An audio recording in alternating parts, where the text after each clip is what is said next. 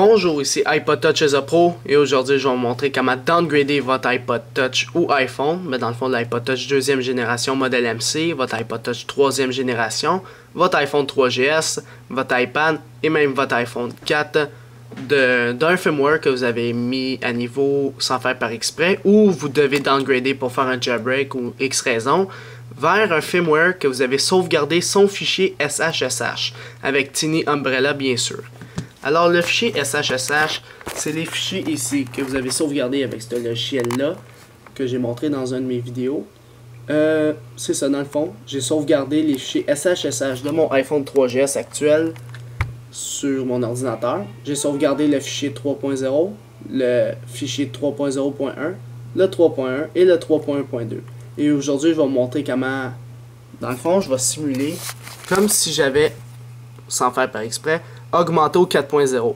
En ce moment, je suis au 3.1.2, ce qui veut dire que je ne vais pas faire la vraie restauration, mais je vais vous montrer quand même comment faire. En ce moment, comme vous pouvez le constater, je suis au 3.1.2. Il n'est pas vraiment au 4.0, mais je vais vous faire à croire qu'il est au 4.0. Alors, j'ai fait, sans faire par exprès, la mise à niveau vers le 4.0. Zut, je peux plus faire le jailbreak.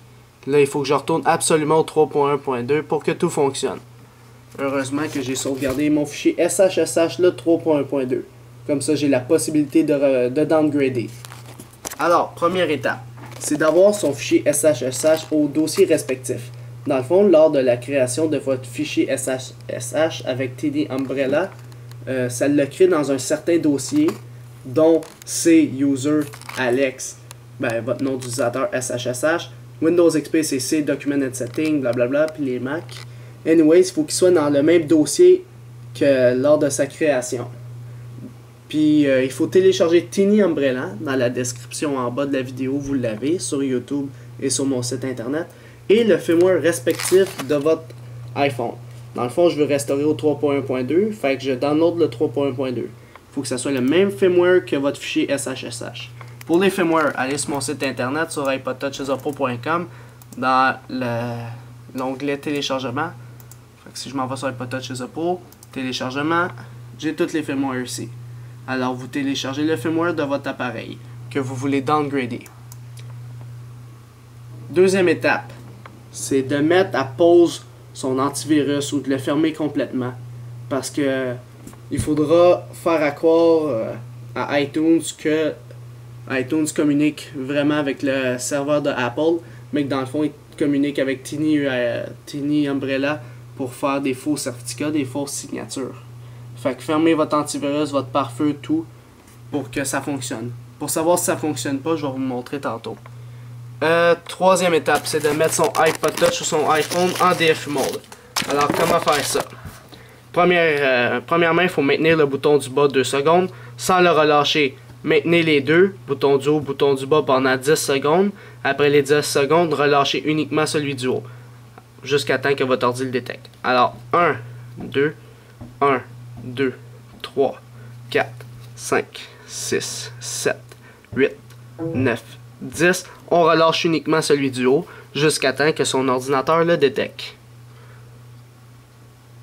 Et voilà, il a détecté, je peux relâcher. Il n'y a rien qui s'affiche à l'écran, c'est parfait, il est bien en DFU mode. iTunes va vous dire que votre iPhone s'est détecté en recovery. Faites OK, fermez iTunes absolument. Prochaine étape, ouvrez Tiny Umbrella en administrateur. On dit oui. Bon, si vous n'avez pas la possibilité de cliquer sur Start TSS Server, ça veut dire que vous avez un antivirus d'ouvert ou un pare-feu, puis vous ne l'avez pas désactivé. Ok, bon. Alors, ce qu'il faut faire, c'est vraiment simple, c'est cliquer sur Start TSS Server. Non, juste avant, faites Display SSH. Assurez-vous qu'il voit votre firmware, votre 3.1.2 qui veut restaurer. S'il ne le voit pas, ça veut dire que vous ne l'avez pas mis dans le bon dossier, vos fichiers SHSH. Là, il voit 3.1.2, c'est bon, je peux continuer. Cliquez sur Start TSS Server. Là, il fait semblant que iTunes communique avec Apple. Là, c'est là que vous ouvrez votre iTunes. Alors, iTunes va croire qu'il communique avec Apple, mais dans le fond, il communique avec des fausses signatures. Fait que c'est un bon logiciel quand même. Alors là, une fois qu'iTunes est ouvert, il va vous dire qu'il détecte en recovery. Vous devez faire la touche Shift Dans le fond, cette touche-là, vous la maintenez, puis vous cliquez sur Restaurer en même temps. Alors, je vais faire ça tout de suite. Je maintiens Shift, je clique sur Restore. Une nouvelle fenêtre va s'afficher, disant qu'il faut aller chercher un firmware. Vous allez cliquer sur le firmware qui est sur le bureau de votre ordinateur. Vous allez double-cliquer dessus et la restauration va commencer. Dans le fond, c'est le firmware que vous voulez downgrader. La restauration va commencer, tout va fonctionner. Là, je le fais pas parce que ça ne me tente pas de restaurer mon appareil. Puis là, une fois que la restauration sera terminée, il y aura un message d'erreur qui va vous apparaître. Soit ce message d'erreur-là, le 1015, sinon le 1013 ou le 1011. Si ces erreurs s'affichent, ça veut dire que c'est bon. Ok, c'est bon. S'il y a d'autres codes d'erreur, il faut recommencer à zéro. Fait que vous recommencez le diff mode, recommencez Tiny, Umbrella, etc. Mais si un de ces chiffres-là s'affiche, 1011, 1013 ou 1015, par la suite, tout ce que vous avez à faire, c'est de cliquer sur Kick Device. Ici, le Kick Device Out of Recovery. Vous cliquez là-dessus et paf, vous êtes sorti du recovery et vous avez un iPhone ou un iPod Touch downgradé au firmware 3.1.2 ou le firmware que vous avez choisi selon vos fichiers SSH enregistrés. Alors après, vous pouvez faire Stop TSS Server et par la suite, dans le fond, remettre votre antivirus à on, fermer Tiny Umbrella. Gardez toujours ces fichiers-là, c'est précieux. Vous pouvez downgrader n'importe quel firmware grâce à ceux-ci.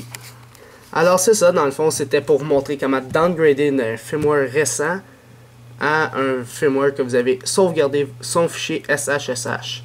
Alors c'est ça, c'était iPod Touch is a Pro. Visitez mon site internet www.ipodtouchisapro.com et n'oubliez pas de vous abonner à mon canal de YouTube juste en cliquant sur s'abonner. Cela va permettre de recevoir toutes les prochaines vidéos que je vais sortir sur mon site internet et sur mon canal de YouTube. Alors c'est ça, c'était iPod Touch is a Pro. Merci.